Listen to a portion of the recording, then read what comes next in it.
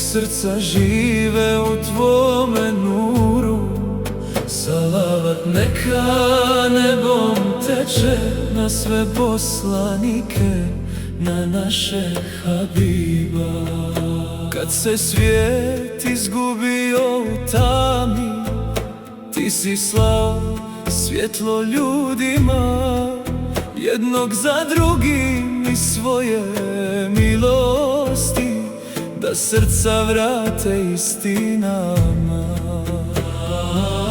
Nuh je učio kako čekati, Ibrahim kako samo tebe voljeti, Musa kako se istine ne bojati, Isa kako dobrotom pobjeđivati. A onda dođe najljepši među ljudima, Muhammed, voljeni poslanik, na licu mu blagost, u srcu milost, na usnama zikr, u očima rahmet.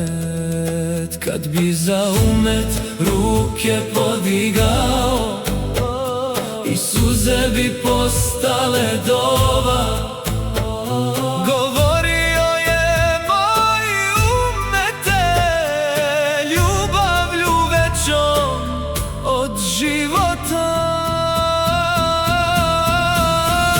Allahu, primi naše dove, nek srca žive u tvome nuru. Salavat neka nebom teče na sve poslanike, na našeg Habiba.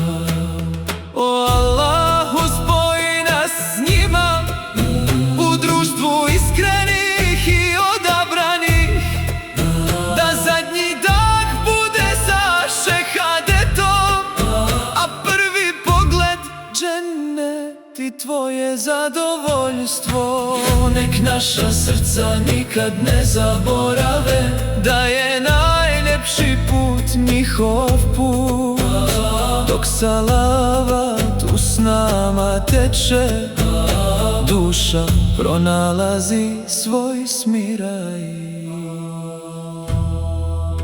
Allahov mir na sve poslanike,